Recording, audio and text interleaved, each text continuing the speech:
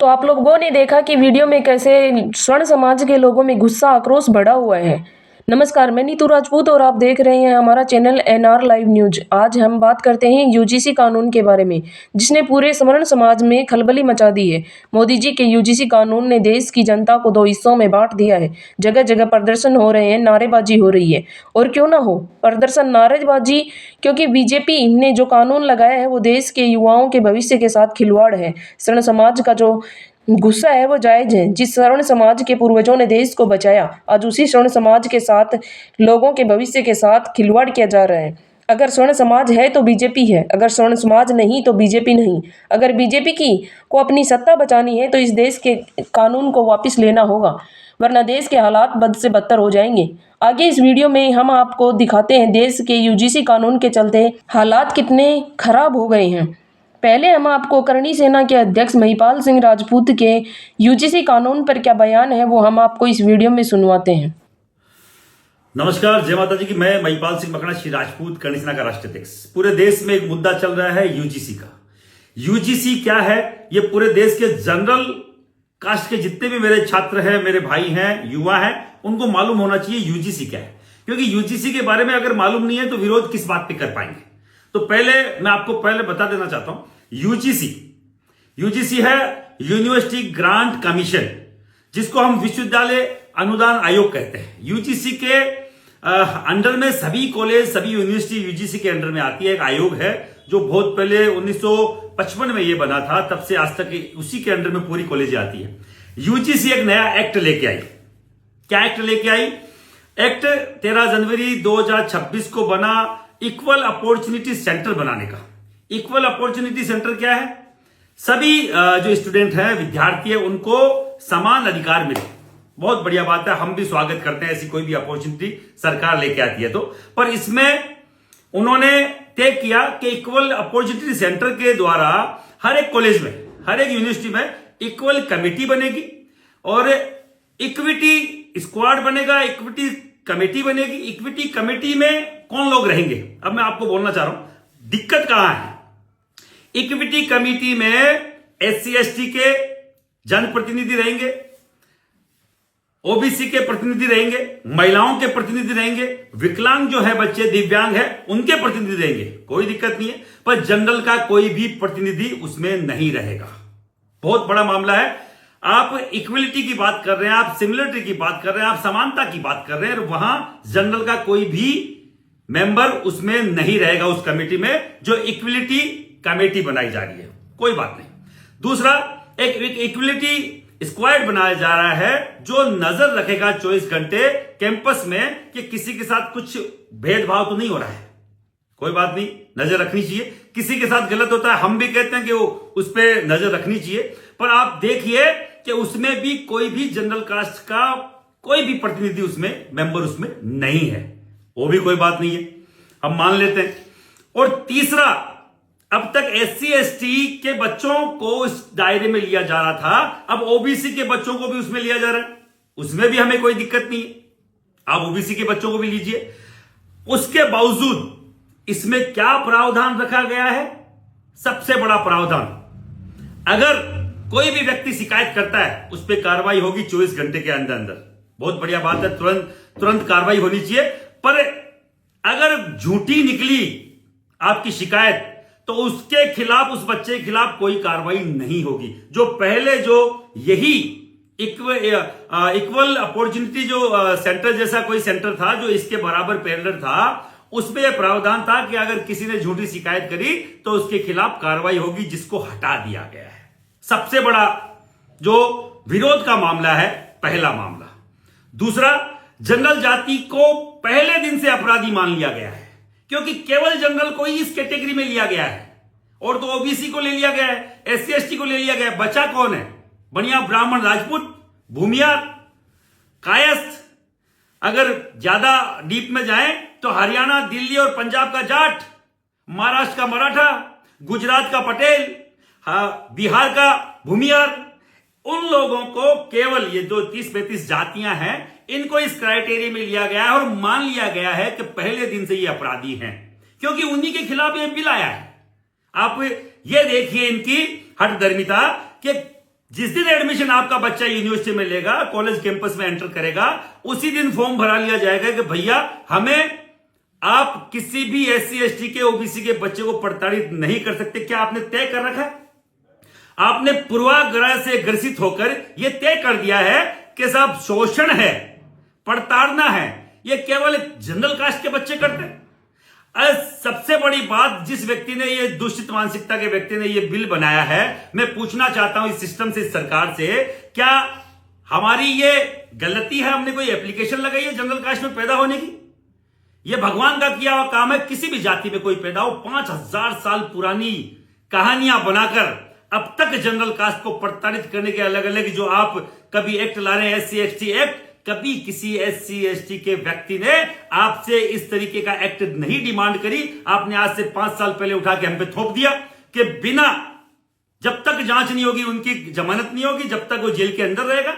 और 95% तक फर्जी मुकदमे दर्ज हुए, पता ही नहीं कितने हजार, सुप्रीम कोर्ट ने डिक्लेयर किया, पता नहीं 68,000 मुकदमे समथिंग फर्जी जनरल कास्ट के लोगों पर SC ST के मुकदमे दर्ज हुए, जो खुद सुप्रीम कोर्ट मान रहा है कि बहुत ज्यादा अनसिमिलरिटी है, बहुत ज्यादा प्रताड़ना है ये किसी समाज के खिलाफ। और आप देख लीजिए, भारत के सबसे टॉप 5 जो चैनल्स है, उनके रेटिंग आ रही है कि जो राजस्थान यूनिवर्सिटी है, चाहे कोई सी भी यूनिवर्सिटी है, किसी भी यूनिवर्सिटी में जातिगत जो भेदभाव है उसकी शिकायतें कितनी है मैं आपको बताऊं। 0.15% शिकायतें आई है और कोई इस नए ड्राफ्ट की डिमांड किसी ने नहीं करी। नए एक्ट की किसी भी व्यक्ति ने डिमांड नहीं करी, किसी भी जाति समुदाय ने इसकी डिमांड नहीं करी।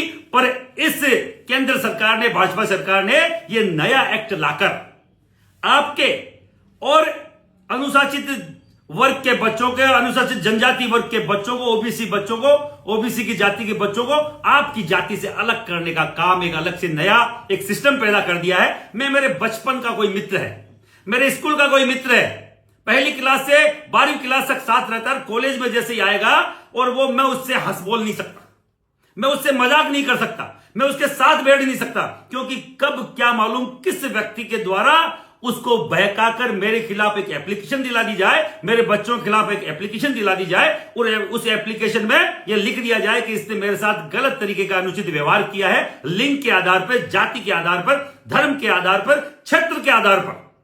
किस किस आधार, ये इन्होंने 5-7 आधार दिए हैं। आप समझ नहीं सकते कि मैंने अगर किसी को यादव साहब बोल दिया, किसी को मीणा जी बोल दिया, तब भी मेरे खिलाफ मुकदमा दर्ज हो सकता है, जबकि मैं उनको सम्मानजनक शब्दों से मैं उनको बुला रहा हूं, उनको सम्मान दे रहा हूं, पर कोई फर्क नहीं पड़ता कि कब आपके खिलाफ इस तरीके का मुकदमा दर्ज हो जाए। और जिन लोगों के साथ मैं बचपन से खेला बड़ा हुआ हूं, वही मेरे दुश्मन हो जाए, इसका कोई इसमें क्राइटेरिया नहीं दिया है। पीड़ित OBC SC ST को ही माना जाएगा, जनरल को कभी पीड़ित नहीं माना जाएगा। जनरल शिकायत नहीं कर सकता, जनरल समाज का, जनरल कैटेगरी का छात्र, क्योंकि वहां उनका कोई प्रतिनिधि है ही नहीं। उस पूरी कमेटी में जनरल को सुनने वाला ही कोई नहीं है। अगर झूठी खबर है तो भी आप प्रताड़ित है, सच्ची खबर है तो आपको सीधा सीधा जेल होना ही होना है। और सबसे बड़ी बात मैं आपको बताऊं, आपके समाज का कोई टॉपर बच्चा है, कोई गोल्ड मेडलिस्ट है, और उसको अगर खराब करने की कोई साजिश कोई रच रहा है, तो आप देखिए JNU में हर दिन डफली बजा के कई सालों से आप लोग सुन रहे हैं कि तिलक तराजू और तलवार, इनको मारो जूते चार। तो ऐसे घृणित मानसिकता के जो छात्र हैं, जो पहले से यूनिवर्सिटी में, कॉलेज में अध्ययनरत हैं और पढ़ रहे हैं, उनको आप किस कैटेगरी में रखेंगे? मैं पूछना चाह रहा हूं केंद्र सरकार को, नेताओं को, मेरे माननीय उन मंत्रियों संत्रियों को जिनको हमने चुन के भेजा है। आप हमें ये सीधा सीधा बताइए कि ऐसे जो मानसिकता जिनकी ऑलरेडी घृणित है, उनको किस कैटेगरी में रखेंगे? क्या उनकी शिकायत पे, वो तो ऑलरेडी शिकायत कर रहे हैं, हमें जूते मारने की बात कर रहे हैं, तो वो तो ऐसा बिल आते ही हमें फंसाने का काम करेंगे पहले दिन से, फर्स्ट डे से। और सबसे बड़ी बात, टीचर से लेके छात्र सभी इस जद में है, टीचर भी इस जद में है। अगर टीचर ने किसी को डांट दिया, OBC के या SC ST के बच्चे को, अगर उसका ध्यान पढ़ाई में नहीं है या वो गलत व्यवहार टीचर से कर रहा है या किसी और स्टूडेंट से कर रहा है, तो टीचर पे भी वही SC ST का मुकदमा दर्ज होगा और बाकायदा उसको अपनी नौकरी से हाथ धोना पड़ेगा, जेल की हवा खानी पड़ेगी। और वो का वही प्रावधान उस बच्चे को भी है जो जनरल का है, जिसकी कोई गलती नहीं है। एक बात मैं पूरे देश से बोलना चाह रहा हूं, क्या बच्चियां अब अपनी सुरक्षा कर पाएगी? अपनी इज्जत आबरू बचा पाएगी? अगर किसी सरफिरे आशिक ने आपकी बच्ची को प्रपोज कर दिया, किसी के रिलेशन में रहना, किसी के प्रेम प्रसंग में रहना, और उसने मना कर दिया, एक एप्लीकेशन लगेगी बच्ची के खिलाफ कि इस लड़की ने मेरे साथ दुर्व्यवहार किया है, मुझे मना करने की धृष्टता करी है, तो उस बच्ची का भविष्य खराब हो जाएगा केवल एक मना करने से, क्योंकि उसका नैतिक अधिकार बनता है, उसका चरित्र का हनन वो नहीं करवाना चाहती। आपकी और मेरी बच्चियों के भविष्य का नहीं, उनके चरित्र का मामला है। मैं आप सबसे बोलना चाह रहा हूं, इस तरीके का बच्चों को आपस में कॉलेज लेवल पर जातीय आधार पर बांटने का जो दुस्साहस ये कर रहे हैं, मैं सबसे जनरल कास्ट से नहीं, मेरे ओबीसी के भाइयों से भी बोलना चाह रहा हूं, एससी एसटी के भाइयों से भी बोलना चाह रहा हूं, ये आपको और मेरे बच्चों को भविष्य में एक प्लेटफॉर्म पर ना आ जाए। हम हिंदुत्व की बात करते हैं, हम हिंदू देश की बात करते हैं। कहां है हिंदू देश? जब अकेली आपके हिंदू धर्म को 5 हिस्सों में बांट दिया जाएगा तो किस तरीके से आप बचा पाएंगे अपने हिंदुत्व को?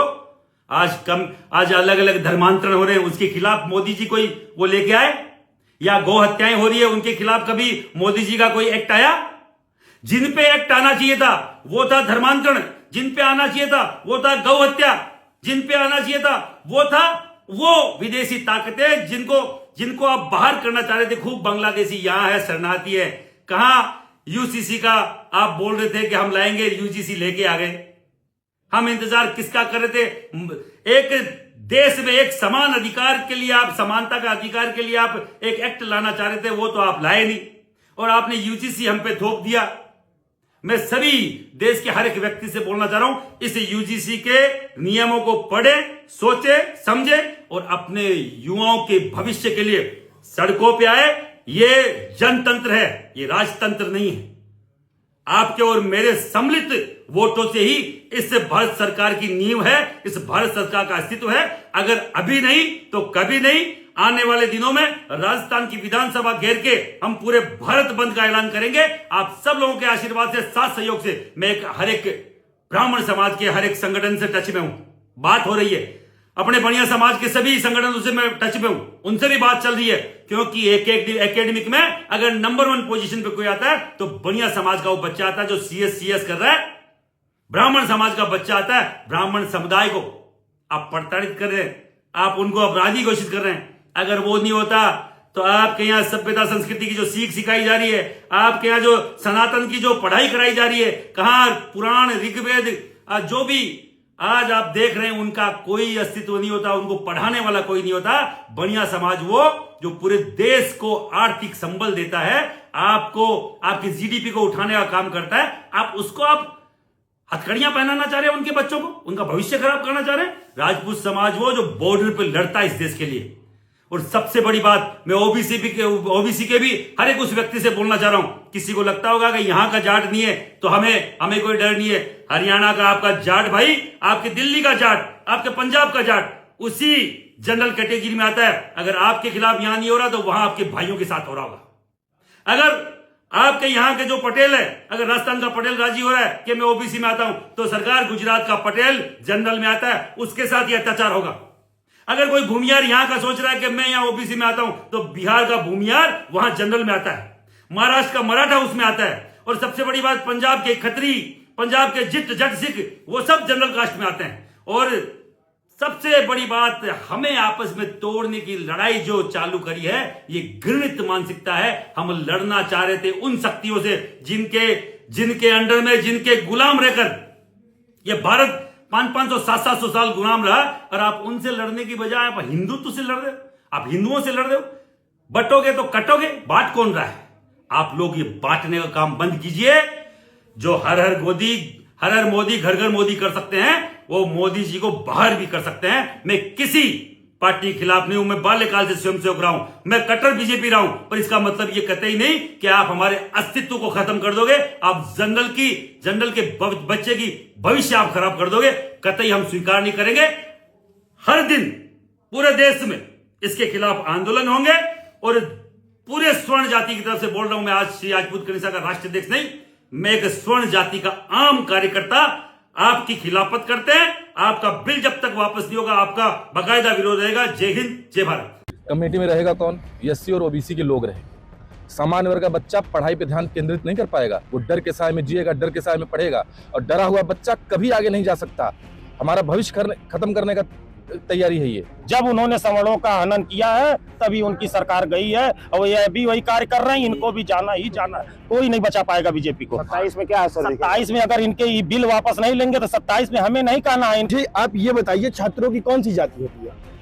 मैं जब ये कहता था कि आवाज दो, तो समस्त वर्ग के छात्र ये कहते थे कि हम एक हैं, तो इन छात्रों को बांटा क्यों जा रहा है? तो इस वीडियो पे आप सबकी क्या राय है, हमें कमेंट करके जरूर बताएं।